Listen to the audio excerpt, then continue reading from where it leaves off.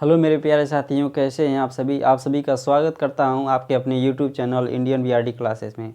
और उम्मीद करता हूं कि आप सभी लोग अच्छे होंगे। मेरा नाम है शशिकांत और आज हम कवर करेंगे मानव नेत्र। यदि आप चैनल पर फर्स्ट बार विजिट किए हो तो चैनल को सब्सक्राइब करिएगा और साथ ही बेल आइकन को प्रेस करके ऑल नोटिफिकेशन पर क्लिक करिएगा ताकि हमारे नए वीडियो के अपडेट्स आप तक पहुँचते रहें।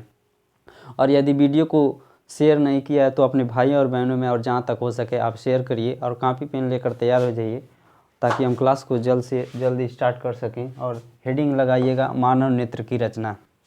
देखिएगा, फिगर उतना अच्छा बना नहीं है, फिर भी हम इस फिगर से आपको समझाने की कोशिश करेंगे। समझिएगा कि मानव नेत्र कैसे कैसे बना है। लेकिन इसको बताने से पहले हम बता देते हैं कि इस चैप्टर में हमको क्या क्या पढ़ना है। सबसे पहले पढ़ना है कि मानव नेत्र कैसे बना है, यानी कि उसकी रचना कैसे कैसे हुई है। नेत्र के थ्रू, लेंस के थ्रू प्रतिबिंब कैसे बनता है। नेत्र की समंजन क्षमता क्या होती है, इसमें विभिन्न प्रकार की सेलें पाई जाती हैं, जैसे दंडाकार सेलें, शंक्वाकार सेलें, वो क्या होती हैं। जब बुढ़ापे में मनुष्य बूढ़ा हो जाता है तो आँखों से कम दिखने लगता है, नज़दीक की वस्तुओं को देख नहीं पाता है, दूर की वस्तुओं को देख नहीं पाता है, यानी कि उसकी आँखों में दोष आ जाते हैं। उनको कैसे सॉल्व किया जाएगा, उनका निवारण क्या है। विभिन्न प्रकार की निकट दृष्टि दोष, दूर दृष्टि कोष क्या क्या होता है, विभिन्न घटनाएं घटती हैं बुढ़ापे में, उनको पढ़ना है। सबसे पहले हेडिंग लगाइएगा मानव नेत्र की रचना, कि हम इसका रचना कैसे करेंगे। देखिएगा, मानव नेत्र में बहुत सारे पार्ट हैं, बहुत सारे भाग हैं। कार्निया, नेत्र तारा, आइरिस, दृढ़ पटल, कोरोइड, रेटिना, पीतबंद, अंधबिंद, प्रकाश सिरा, ये सारे टॉपिक हैं जिनको हमको क्रम वाइज लिखना है। क्रम वाइज लिखेंगे तभी अच्छे से आप मानव नेत्र की रचना कर पाएंगे, अन्यथा। और याद रखिएगा कि किस नंबर पर हमको किसको बोलना है, ऐसे याद कर सकते हैं। जैसे दृढ़ पटल को पहले नंबर पर, दूसरे नंबर पर कार्निया को, तीसरे नंबर पर आइरिस, चौथे नंबर पर नेत्र तारा, पाँचवें नंबर पर कोरोइड को, और छठे नंबर पर रेटिना, और सातवें नंबर पर अंधबिंद, आठवें नंबर पर पीतबिंद। ऐसे आप लोग याद रखिएगा। उसके बाद मानव नेत्र की रचना आप आसानी से कर सकते हैं।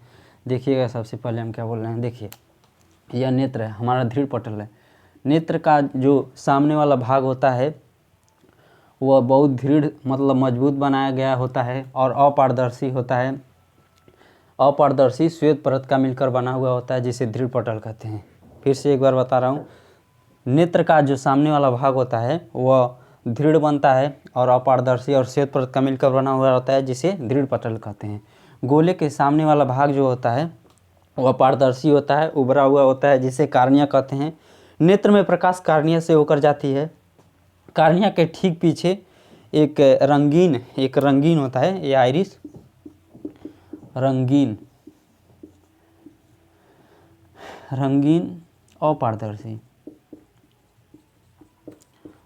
अपारदर्शी झिल्ली होती है। कार्निया के ठीक पीछे देखिएगा, यह कार्निया है। कार्निया के ठीक पीछे एक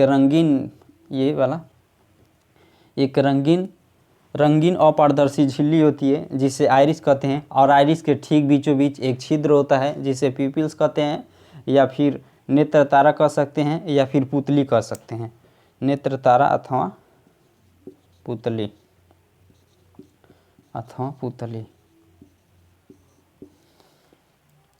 नेत्र में प्रकाश इसी से होकर कार्निया के थ्रू प्रकाश जाता है। और पुतली की विशेषता क्या है कि अधिक प्रकाश में अपने आप को छोटा और कम प्रकाश में अपने आप को बड़ा कर लेता है, जिससे प्रकाश की सीमित मात्रा ही नेत्र में प्रवेश कर पाती हैं और वस्तुएं आसानी से दिखती हैं। फिर से एक बार बता रहा हूँ, देखिएगा, नेत्र का जो सामने वाला भाग है, जो वाइट वाला पार्ट आप देख रहे हैं, इसी को बोलते हैं दृढ़ पटल।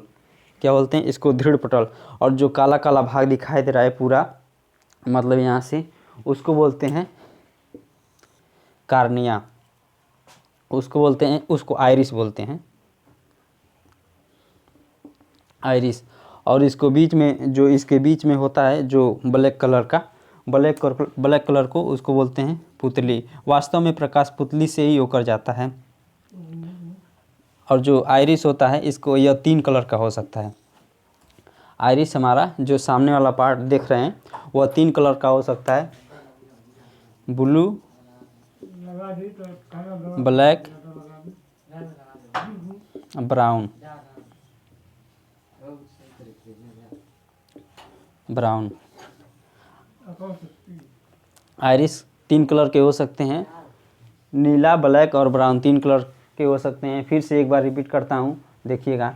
जो नेत्र का सामने वाला भाग होता है वह दृढ़ होता है, अपारदर्शी श्वेत परत का मिलकर बना हुआ होता है, जिसे दृढ़ पटल कहते हैं। दृढ़ पटल गोले के ठीक पीछे एक पारदर्शी और उभरा हुआ भाग होता है, जिसे कार्निया कहते हैं। कार्निया से ही प्रकाश मानव नेत्र में पहुंचता है, और इसके ठीक पीछे एक रंगीन पारदर्शी झिल्ली होती है, जिसे आइरिस कहते हैं। आइरिस के ठीक बीचों बीच एक छोटा सा छिद्र होता है, जिससे नेत्र तारा अथवा पुतली कहते हैं। पुतली की विशेषता यह होती है कि यह अधिक प्रकाश में अपने आप को छोटा और कम प्रकाश में अपने आप को बड़ा कर लेता है, जिससे वस्तुएं आसानी से दिखाई देती हैं। आपने अनुभव किया होगा कि जब ज़्यादा प्रकाश आता है तो आँख सिकुड़ने लगता है, दर्द करने लगती है, और अंधेरे में जाते हैं तो वस्तु को देखने के लिए अपने आँख को बड़ा कर लेते हैं। इतना बात उम्मीद करता हूँ आप लोग समझ रहे होंगे। देखिएगा, आइरिस के ठीक पीछे नेत्र लेंस होता है। आइरिस, ये हमारा आइरिस है। आइरिस के ठीक पीछे नेत्र लेंस होता है। नेत्र लेंस क्या होता है? नेत्र लेंस का जो अगला वाला भाग है, अगला वाला, इस भाग की वक्रता त्रिज्या छोटी होती है। एक अगले वाले पोर्शन की वक्रता त्रिज्या क्या होता है? जैसे देखिएगा, अगले वाले भाग की वक्रता त्रिज्या बड़ी होती है और पिछले वाली भाग की वक्रता त्रिज्या छोटी होती है। अगले वाले भाग की वक्रता त्रिज्या इसलिए बड़ी होती है क्योंकि प्रकाश ज़्यादा मात्रा में आँखों में प्रवेश कर सके और वस्तुओं को स्पष्ट दिखाई दे सके। कम प्रकाश प्रवेश करेगा तो वस्तुएं मतलब उतना क्लियर नहीं दिखाई देंगी। हालांकि प्रतिबिंब को क्लियर दिखाने और न दिखाने का काम रेटिना का है। प्रतिबिंब यदि रेटिना पर बनेगी तो स्पष्ट होगा, बाद में बताएंगे।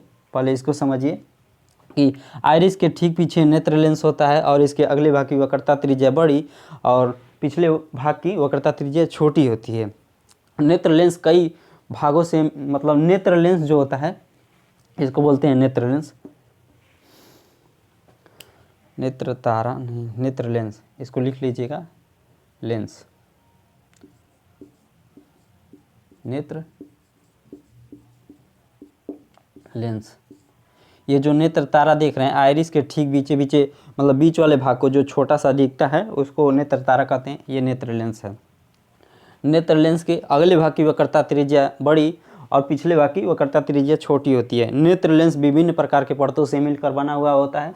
जैसे ये देख रहे हैं, इस पर बहुत सारा परत लगा हुआ रहेगा, बहुत सारा, जिसका अपवर्तनांक बाहर से भीतर की ओर जाएंगे, यानी कि अगले वाले भाग का अपवर्तनांक ज़्यादा होगा, फिर से दूसरे वाला का उससे कम होगा, तीसरे वाले का अपवर्तनांक उससे भी कम होगा। यानी कि कह सकते हैं कि अपवर्तनांक बाहर से भीतर की ओर घटते जाते हैं और मध्य वाला जो परत होता है उसका अपवर्तनांक 1.44 होता है। फिर से एक बार समझिएगा, नेत्र लेंस की अगले भाग की वक्रता त्रिज्या छोटी, वक्रता त्रिज्या बड़ी और पिछले भाग की वक्रता त्रिज्या छोटी होती है। यानी कि प्रकाश, यदि अगले भाग की वक्रता त्रिज्या बड़ी रहेगी तभी ज़्यादा प्रकाश जाएगा नेत्र में और वस्तुएं स्पष्ट दिखाई देंगे। नेत्र लेंस विभिन्न प्रकार के परतों से मिलकर बना हुआ होता है और जिसकी मतलब बाहर से भीतर की ओर जाने पर उनका अपवर्तनांक घटते जाता है और मध्य वाले परत का अपवर्तनांक 1.44 होता है और जिसका अपवर्तनांक सबसे ज़्यादा रहता है वह ज़्यादा तेज चमकता है। लेकिन समझिएगा, इन सभी चीज़ों में नेत्र लेंस का जो अपवर्तनांक होता है सबसे ज़्यादा होता है, इसलिए नेत्र लेंस जो होता है काफ़ी तेज चमकता है। जानवरों में आप देखेंगे, तो उनका भी आँखें मतलब बहुत तेज़ी से चमकती है, उसको बाद हम बताएंगे। इतना उम्मीद करता हूँ आप लोग समझे होंगे। फिर समझिएगा, नेत्र लेंस जो होता है अपने स्थान पर टिका रहता है। नेत्र लेंस अपने स्थान पर टिका रहता है, वह कहीं इधर उधर नहीं जाता क्योंकि यहाँ से मांसपेशियाँ पकड़ी रहती हैं। देखिएगा, जब कोई मनुष्य दूर की वस्तुओं को देखना चाहता है तो ये मांसपेशियाँ इसको पकड़कर फैला देती हैं, जिससे वक्रता त्रिज्या यहाँ से पकड़कर ऐसे फैला देंगी, वक्रता त्रिज्या बढ़ जाती है और आसानी से वस्तुओं को देख लेता है। जो मांसपेशियाँ इसको पकड़ के फैलाती हैं, मतलब इधर से खींच लेती हैं और ऐसे फैल जाता है, उसे बोलते हैं मांसपेशियाँ। और कौन सी मांसपेशियाँ? सीलियरी मांसपेशियाँ। सीलियरी मांसपेशियाँ। नेत्र लेंस को सीलियरी मांसपेशियाँ पकड़कर खींच देती हैं, जिससे नेत्र लेंस हमारा चौड़ा हो जाता है और वस्तुएं, दूर की वस्तुएं आसानी से दिखाई देने लगती हैं। पास की वस्तुओं को देखने के लिए जो हमारा सिलियरी मांसपेशियां ऐसे दाब देती हैं और गोल हो जाता है, जिससे हमें मतलब नज़दीक की वस्तुएं आसानी से दिखाई देने लगती हैं। इसे नेत्र लेंस में अपनी फोकस दूरी बदलने की क्षमता होती है। सिचुएशन के हिसाब से अपनी फोकस दूरी बदल लेता है, जिससे वस्तुओं को आसानी से देखता है। और उम्मीद करता हूँ कि आप लोग इतना बात समझे होंगे। देखिएगा, लेंस हो गया। लेंस और आइरिस के बीच में ये जली द्रव होता है, जिससे लेंस और आइरिस के बीच में एक नमकीन द्रव होता है, नमकीन पारदर्शी द्रव। नमकीन मतलब नूनखार, भोजपुरी में बोलते हैं। नमकीन पारदर्शी आइरिस और लेंस के बीच में नमकीन पारदर्शी जल भरा रहता है, जिसे जली द्रव कहते हैं। और लेंस और रेटिना के बीच में एक पारदर्शी जल भरा रहता है, जिसे कांच द्रव कहते हैं। जली द्रव का अपवर्तनांक 1.33, इसका अपवर्तनांक 1.336 होता है। और कांच द्रव का अपवर्तनांक भी 1.336 होता है। आप समझिएगा, ध्रुव पटल के नीचे एक काले रंग की पट्टी होती है, जिसे कोरोइड कहते हैं। कोरोइड क्या करता है कि हमारे आँख में आने वाली प्रकाश को अवशोषित करके आंतरिक परावर्तन को रोकता है। कोरोइड प्रकाश को अवशोषित करके आंतरिक परावर्तन को रोकता है। जितना भी हमारा ब्लड होता है, फिर से विटामिन्स होते हैं, न्यूट्रॉन्स होता है, मिनरल्स होता है, यह न्यूट्रिशन का काम करता है कोरोइड। आखिर में ब्लड कहाँ पर इकट्ठा होता है, तो वह जाकर कोरोइड में वह ब्लड इकट्ठा होता है। आप लोगों ने समझा, आप लोग जानते होंगे कि आँख में रतौंधी नामक एक रोग पैदा होती है, रोग उत्पन्न होता है। और रतौंधी क्या होता है, मनुष्य को रात में दिखाई नहीं देती। विटामिन ए यहीं पर स्टोर होता है, जब कमी हो जाता है तो यहीं मतलब कोरोइड भी विटामिन को स्टोर करता है। जब यहाँ से विटामिन की कमी हो जाती है, विटामिन ए की, तो वही मतलब रतौंधी नामक मतलब दिखाई नहीं दे, रात के समय में दिखाई नहीं देता है, जिसे रतौंधी कहते हैं। और कोरोइड के ठीक नीचे और नेत्र के सबसे भीतर, देखिए ये वाली पट्टी सबसे नीचे है। कोरोइड के ठीक नीचे और नेत्र के सबसे भीतर एक प्रकाश सिराओं की एक फिल्म होती है। कोरोइड के ठीक नीचे एक पारदर्शी प्रकाश सिराओं की एक रंगीन झिल्ली होती है, जिसे रेटिना कहते हैं। और रेटिना पर बना हुआ प्रतिबिंब स्पष्ट दिखाई देता है। यह क्या करता है कि रेटिना मान लीजिए किसी वस्तु को हम देखेंगे तो उसका रंग, रूप, आकार, सारा चीज़ रेटिना एब्जॉर्व करता है और उसकी सूचनाओं को मतलब यहीं पर प्रतिबिंब बनता है। और रेटिना पर बना हुआ प्रतिबिंब समझिएगा उल्टा दिखाई देता है। यह प्रतिबिंब का मतलब वस्तु के प्रतिबिंब का आकार को बताता है कि वह छोटा है, बड़ा है। सारी चीज़ें रेटिना पर बनती हैं और वस्तु का उल्टा प्रतिबिंब बनता है। यहाँ से यह देखिएगा, रेटिना को भेद कर यहाँ से प्रकाश सिरा गई रहती हैं। यहीं से जब यहाँ पर उल्टा प्रतिबिंब बनता है तो यहाँ से प्रकाश सिरा गई रहती हैं और यहाँ से सूचना को लेकर मतलब इस प्रकाश सिरा के रास्ते से यह प्रकाश सिरा मस्तिष्क से जुड़ा रहता है और यहाँ से सूचना मस्तिष्क में पहुँच जाता है, जिससे अनुभव के आधार पर यहाँ पर बनी उल्टा प्रतिबिंब को मतलब मस्तिष्क समझ जाता है कि सीधा प्रतिबिंब बना है। लेकिन वास्तव में यहाँ पर रेटिना पर जो प्रतिबिंब बनता है उल्टा बनता है। प्रकाश सिराओं के माध्यम से यह सूचना मस्तिष्क तक पहुँचती है और अनुभव के आधार पर हमें प्रतिबिंब सीधा दिखाई देता है। देखिएगा, प्रतिबिंब पर बना हुआ प्रतिबिंब मतलब रेटिना पर बना हुआ प्रतिबिंब स्पष्ट दिखाई नहीं देता। रेटिना है, इसमें भी कई भाग है। रेटिना पर कई भाग है। रेटिना के मध्य बिंदु को पीत बिंदु या येलो स्पॉट कहते हैं। येलो स्पॉट येलो स्पॉट पर बना हुआ प्रतिबिंब एकदम स्पष्ट दिखाई देता है। समझिएगा, रेटिना के वह भाग, रेटिना के बीच में, रेटिना पर ही एक बिंदु है पीत बिंदु, जहाँ पर बना हुआ प्रतिबिंब स्पष्ट दिखाई देता है। जैसे मान लीजिए आप किसी से बात कर रहे हैं और वो आपके सामने नहीं, एक किनारे, और ऐसे करके बात करेंगे, तिरछी नज़र से बात करेंगे, तो आपका मनुष्य, आपका जो आँख होगा दिखाई नहीं, मतलब दिखाई तो देगा लेकिन आप आँख दर्द करने लगती है। तो आप लोग क्या करते हैं कि डायरेक्ट ऐसे सीधे सामने से बात करते हैं। तो यानी कि प्रतिबिंब हमारा जब सामने से बात करेंगे तो आँख दिखाई नहीं देगी और हमारा स्पष्ट प्रतिबिंब बनता है। जैसे ऐसे तिरछे देंगे तो उसका प्रतिबिंब उतना स्पष्ट नहीं बनता है, और जब सामने बात करते हैं तो प्रतिबिंब स्पष्ट बनता है। यानी कि जो प्रतिबिंब बनता है पीत बिंदु पर बनता है, पीत बिंदु पर बनेगा तो प्रतिबिंब स्पष्ट दिखाई देगा। और जब तिरछे देखेंगे तो उसका प्रतिबिंब स्पष्ट नहीं बनाएगा। यानी कि रेटिना के यहाँ पर बन जाएगा प्रतिबिंब, यहाँ पर बन जाएगा प्रतिबिंब, यहाँ पर बन जाएगा प्रतिबिंब, तो स्पष्ट नहीं दिखाई देगा। लेकिन जैसे सामने हम फेस टू फेस बात करते हैं तो उसका प्रतिबिंब हमारा, मतलब प्रतिबिंब उसका स्पष्ट बनता है। यानी कि प्रतिबिंब पीत बिंदु पर बनता है।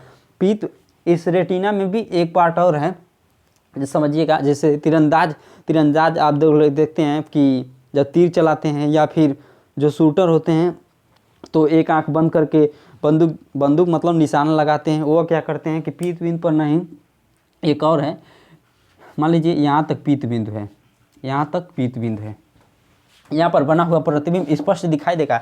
लेकिन पीत बिंदु के बीच वाले भाग, जिसे बोलते हैं फोविया सेंट्रॉइड, फोविया सेंट्रॉइड,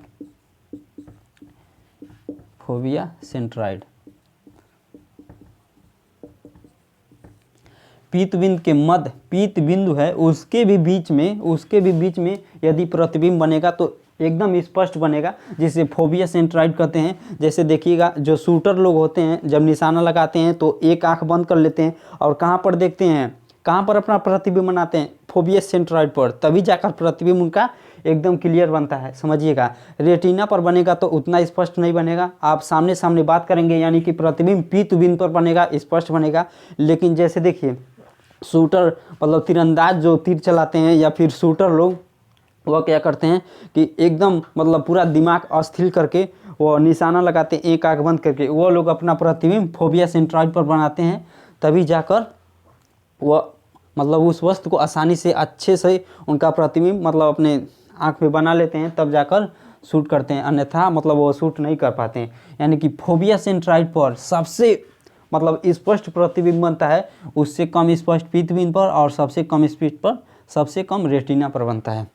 वैसे बोलते हैं कि लोग पीत बिंदु पर बना प्रतिबिंब स्पष्ट बनता है, लेकिन वास्तव में पीत बिंदु के फोविया सेंट्रॉइड पर बना हुआ प्रतिबिंब एकदम स्पष्ट बनता है। और समझिएगा, देखिए यह प्रकाश सिरा रेटिना के जिस भाग को प्रवेश कर यहाँ से पहुँचती हैं, यहाँ से वहाँ पर प्रकाश का कोई प्रभाव नहीं पड़ता। आप लोग खुद अनुभव करिए कि मान लीजिए आपका कोई घर है, जैसे मान लीजिए इतना तो हम गोज दिए हैं, मान लीजिए कोई घर है, घर में एक जगह बोर्ड लगा हुआ होगा, बोर्ड, जैसे मान लीजिए यह घर है, यहीं पर बना दे रहे हैं, यह हमारा दीवार है और दीवार में यहाँ पर बोर्ड लगा रहेगा। तो बोर्ड लगा रहेगा तो यह जो पोर्शन होगा वो आपके किसी काम का नहीं, मेन सप्लाई वहीं से जाती है, इसी बोर्ड से। पूरे घर में वायरिंग जितना तार जाएगा सब यहीं से जाएगा। तो यहीं पर समझिएगा, यह आपके किसी काम का नहीं, यहीं से प्रकाश सिराएँ या ऑप्टिकल नर्व्स कर सकते हैं, यहाँ से सारी नस जारी रहती हैं। यहाँ से जो नस निकल के, अभी बताए हैं कि रेटिना पर जो प्रतिबिंब बनता है उल्टा बनता है, लेकिन यहाँ से जब मतलब पूरा नस लेकर पूरा यहाँ से नस जुड़ी रहती हैं और यहीं से होते हुए मस्तिष्क में जाती हैं, और अनुभव के आधार पर हमें प्रतिबिंब स्पष्ट दिखाई देता है, जिसे ऑप्टिकल नर्व्स या प्रकाश सिरा बोलते हैं। और यहीं से प्रकाश सिरा जब जाती है तो इस पर रेटिना का प्रकाश का कोई प्रभाव नहीं पड़ता है। और जहाँ पर ये प्रकाश किरणें मतलब प्रकाश सिरा इस बिंदु को भेदती हैं, जिसे अंध बिंदु कहते हैं।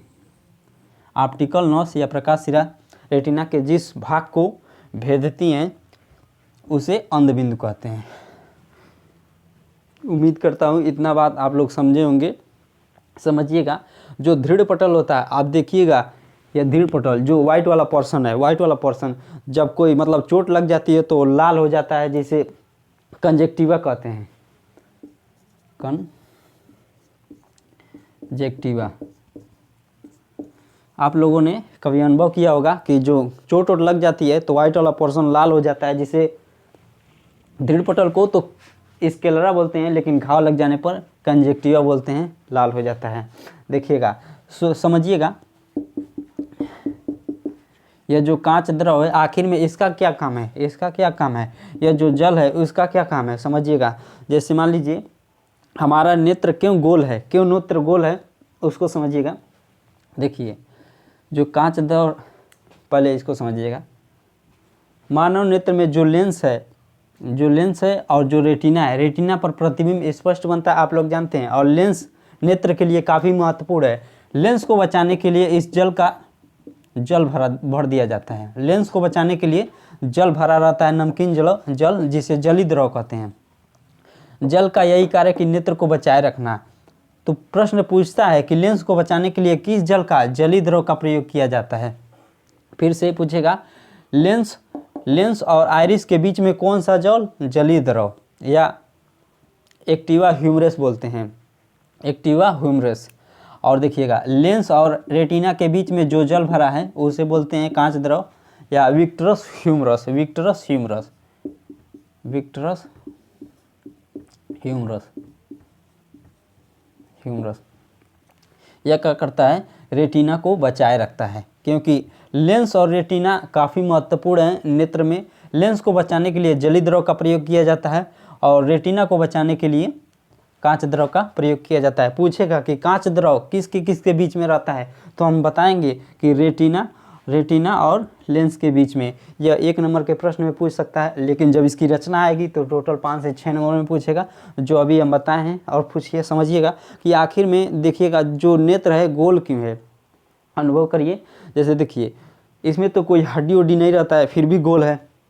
गुब्बारा देखिए, गुब्बारा गोल कैसे होता है, जब उसमें पानी भर देंगे या फिर हवा भर देंगे तो गुब्बारा गोल हो जाता है। हमारी जो खोपड़ी है वो गोल क्यों है, उसमें हड्डी है, लेकिन नेत्र में कोई हड्डी नहीं है, फिर भी गोल क्यों है। देखिएगा, ये जो जली द्रव है, जली द्रव को भरने के कारण नेत्र हमारा गोल दिखता है। आप क्या करिए, किसी मनुष्य को आँख में मतलब आँख में सुई कोच दीजिए, उसमें से पानी निकल आएगा और देखेंगे कि उसका आँख ऐसे मतलब ऐसे हो जाता है, छोटा हो जाता है। वह क्यों होता है, इसी का यही पानी जब निकल जाएगा तो मनुष्य का आँख कहते हैं कि बह गए आँख, ये पानी मतलब निकल जाता है। इस पानी के कारण मानव नेत्र जो होता है गोल होता है। आप कोंच देंगे, पानी निकल जाएगा, आँखिए ऐसे छोटा हो जाएगा। उम्मीद करता हूँ कि आप सभी लोग मेरी बातों को समझे होंगे। देखिएगा फिर से एक बार, यह प्रकाश सिराएँ हैं। और देखिएगा, और क्या होता है कि कुछ मनुष्यों में मतलब कलर देख नहीं पाते हैं। उल्लू को रात में दिखाई देता है क्यों, और दिन में क्यों नहीं दिखाई देता। यहाँ से जो सेलें गई रहती हैं वह 2 प्रकार की होती हैं। जो ऑप्टिकल नस होता है वह 2 प्रकार की होती हैं, 2 प्रकार की, 2 प्रकार की। एक को बोलते हैं राड और दूसरा को बोलते हैं कोन। इस टॉपिक को हम नेक्स्ट वीडियो में बताएंगे, क्योंकि इतना सारा कुछ नहीं है कि हम बता नहीं पाएंगे।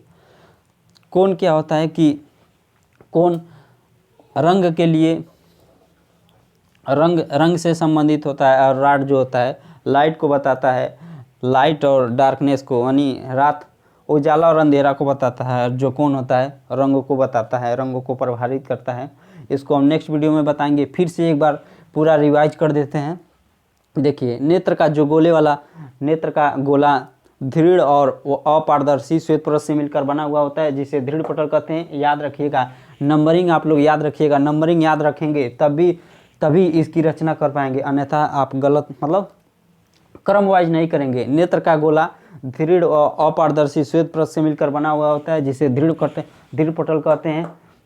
जब इसमें चोट लग जाती है तो लाल हो जाता है, कंजक्टिवा कहते हैं। नेत्र के गोले का सामने वाला भाग उभरा हुआ रहता है, जिसे कॉर्निया कहते हैं। कॉर्निया से ही प्रकाश नेत्र में पहुंचती है। कॉर्निया के ठीक पीछे एक रंगीन पारदर्शी झिल्ली होती है, जिसे आइरिस कहते हैं। नेत्र में प्रकाश नेत्र में प्रकाश तो कार्निया से हो जाता है। आइरिस के ठीक बीचों बीच एक छोटा सा छिद्र होता है जिसे नेत्र तारा अथवा पुतली कहते हैं। पुतली की विशेषता यह है कि यह अधिक प्रकाश में अपने आप को बड़ी और कम प्रकाश में अपने आप को अधिक प्रकाश में अपने आप को छोटी और कम प्रकाश में अपने आप को बड़ी कर लेती है, जिससे प्रकाश सीमित मात्रा में आँख में प्रवेश कर पाता है और वस्तुएं आसानी से दिखाई देती हैं। आइरिस के ठीक पीछे नेत्र लेंस होता है। नेत्र लेंस क्या होता है कि आइरिस के ठीक पीछे नेत्र लेंस होता है। नेत्र लेंस का अगला वाला भाग की त्रिज्या बड़ी और पिछला वाला भाग की वक्रता त्रिज्या छोटी होती है, जिससे अगले वाले भाग की वक्रता त्रिज्या इसलिए बड़ी होती है क्योंकि प्रकाश को अधिक मात्रा में नेत्र में प्रवेश करेगा, तभी वस्तुएं आसानी से दिखाई देंगी। और देखिएगा, नेत्र लेंस कई परतों से मिलकर बना हुआ रहता है, जिसका बाहर से भीतर की ओर अपवर्तनांक घटते जाता है। जिसका अपवर्तनांक सबसे ज़्यादा रहता है वह पर्सन ज़्यादा चमकीला दिखाई देता है, इसलिए जो लेंस है उसका अपवर्तनांक सबसे ज़्यादा होता है, इसलिए वह ज़्यादा चमकीला दिखाई देता है। और मध्य वाले परत का अपवर्तनांक 1.44 होता है। और फिर से समझिएगा, लेंस और आइरिस के बीच में एक जली द्रव होता है जो लेंस को बचाए रखता है, जिसे कांच द्रव, जो इसे जली द्रव कहते हैं। यह नमकीन पारदर्शी होता है। लेंस और रेटिना, लेंस के ठीक पीछे एक पारदर्शी जल भरा रहता है, जिसे कांच द्रव कहते हैं। लेंस अपने स्थान पर मांसपेशियों के बीच में टिका रहता है। यह मांसपेशियाँ सिलेरी मांसपेशियाँ कहलाती है। सिलेरी मांसपेशियों की संख्या 6 होती हैं। आप गलत से 8-7 नंबर दीजिएगा, 1 नंबर के प्रश्न में पूछ सकता है। देखिए, ये मांसपेशियाँ क्या करती हैं, दूर की वस्तुओं को देखने के लिए देखना रहता है तो यह लेंस को ऐसे फैला देती हैं, ऐसे खींच देती हैं, जिससे लेंस बड़ा हो जाता है और आसानी से प्रतिबिंब दिखाई देने लगता है। आप लोग कभी कैमरा देखेंगे, कैमरा में देखेंगे कि ऐसे घुमाने वाला रहता है, घुमाएंगे तो लेंसवा आगे बढ़ जाएगा, फिर से पीछे हो जाता है, मोटा हो जाता है, चौड़ा हो जाता है। वह सिलेरी मांसपेशियों का काम करता है, जिसे डायफ्राम कहते हैं। कैमरा का जो घुमाने वाला पोर्शन रहता है उसे डायफ्राम कहते हैं। और डायफ्राम, सिलेरी मांसपेशियाँ डायफ्राम का काम करती हैं, या फिर कैमरे में जो डायफ्राम होता है वह सिलेरी मांसपेशियों का काम करता है। और फिर से दृढ़ पटल के नीचे काले रंग की कोरोइड होती है, इसमें ब्लड, फिर से विटामिन्स, मिनरल्स, यानी कि ये सारी चीज़ें रहती हैं। इसमें सब विटामिन निकल जाएगा तभी हमारा रत्नौंधी रोग उत्पन्न हो जाता है। यहाँ से प्रकाश किरण जब यहाँ पर पहुँचती हैं तो प्रतिबिंब यहाँ पर बनता है, और जो कोरोइड होता है इसमें जितना भी विटामिन है रेटिना को भेज देता है, सप्लाई देता है, तभी जाकर रेटिना प्रतिबिंब बनाती है। अन्यथा इसमें से ब्लड ही न रहे, विटामिन ही न रहे तो प्रतिबिंब कैसे बनेगा। इसीलिए जो कोरोइड है रेटिना के पीछे कोरोइड रेटिना को सप्लाई देता है, तब जाकर रेटिना प्रतिबिंब बनाती है। रेटिना के बीचों भाग में बीच वाले भाग को पीतबिंद कहते हैं, जहाँ पर बना हुआ प्रतिबिंब स्पष्ट दिखाई देता है। लेकिन पीतबिंद के सबसे बीच वाले भाग को फोबिया सेंट्रॉइड कहते हैं, जहाँ पर बना हुआ प्रतिबिंब स्पष्ट दिखाई देता है। तीरंदाज अथवा जो शूटर होते हैं वो अपना प्रतिबिंब फोबिया सेंट्रॉइड पर बनाते हैं, जिससे स्पष्ट प्रतिबिंब बनता है। वैसे नॉर्मल में तो रेटिना पर प्रतिबिंब बनता है जो उतना स्पष्ट नहीं बनता है। और उसके बाद रेटिना के बीच यदि पीतबिंदु है वहाँ पर बनेगा प्रतिबिंब तो स्पष्ट दिखाई देगा। और पीतबिंद के सबसे बीच वाले भाग में स्पष्ट पीतबिंदु के सबसे बीच वाले पोर्शन फोबिया सेंट्रॉइड पर यदि प्रतिबिंब बनता है तो वह एकदम स्पष्ट दिखाई देगा। फिर से समझिएगा, ये रेटिना का एक पोर्शन होता है जहाँ पर प्रकाश सिरा उसको भेद कर प्रवेश करती हैं, जिसे अंधबिंद कहते हैं। यहाँ पर प्रकाश का कोई प्रभाव नहीं पड़ता और यहाँ से कोई प्रभाव नहीं पड़ता। रेटिना में जितनी भी नस हैं वह सारी नसें यहाँ से निकलती हैं, ये सारी नसें और मस्तिष्क में जाकर जुड़ी रहती हैं। उसमें 2 प्रकार की नसें रहती हैं, एक को बोलते हैं राड, एक को बोलते हैं कोन। हिंदी में दंडाकार सेलें और इसको बोलते हैं शंक्वाकार सेलें, जिसको हम बाद में बताएंगे कि दंडाकार सेलें क्या होती हैं। दंडाकार सेलें तो लाल और अंधेरा उजाला और अंधेरा को बताती हैं, और जो कोन होता है रंग का पहचान कराता है। उल्लू में जो कोन होता है वह सेलें पाई नहीं जाती, और दंडाकार सेले की मात्रा काफ़ी अधिक होती है, इसलिए वो रात में भी देख सकता है और दिन में। हर चीज़ का बाबू एक बैलेंस होता है। जैसे समझिएगा, आप खाना में नमक कम मिला देंगे तो खाना अच्छा लगेगा नहीं, या फिर तेज़ मिला देंगे तभी अच्छा लगेगा नहीं। ठीक उसी प्रकार से उल्लू में होता है, जो दंडाकार सेले की मात्रा अधिक होती है, इस कारण से वो रात में भी देख सकता है लेकिन दिन को तो देख ही नहीं सकता। हर चीज़ का एक बैलेंस होता है। अंधबिंद, रेटिना, कोरोइड, दृढ़ पटल, सारी चीज़ों को हमने बता दिया है। उम्मीद करता हूँ कि आप सभी लोग समझे होंगे। इसके बाद हम पढ़ेंगे कि नेत्र के थ्रू प्रतिबिंब कैसे बनता है, समंजन क्षमता क्या होती है, और इन दोनों सेलों को बारी बारी से डिटेल में पढ़ेंगे कि दंडाकार सेलें क्या होती हैं, शंक्वाकार सेलें क्या होती हैं, और जो नेत्र लेंस के थ्रू जो दृष्टि दोष उत्पन्न होते हैं उनका निवारण पढ़ेंगे, फिर से कैसे कैसे उसका निवारण होता है, सारी चीज़ें डिटेल में पढ़ेंगे। और इस वीडियो को आप ज़्यादा लोगों के पास, ज़्यादा बच्चों के पास आप शेयर करिएगा। हर साल एग्ज़ाम में यह टॉपिक प्रश्न पूछा जाता है, हर साल एग्ज़ाम में आप लोग इसको अच्छे से तैयार रखिएगा और फिर जाइएगा एग्ज़ाम देने। शायद ये पूछ सकता है, लेकिन पूछता भी है, इस पर न्यूमेरिकल भी है, सारा चीज़ हम आपको डिटेल से बताएंगे। तो चलिए नेक्स्ट वीडियो में मिलते हैं, तब तक के लिए जय हिंद, वंदे मातरम, धन्यवाद।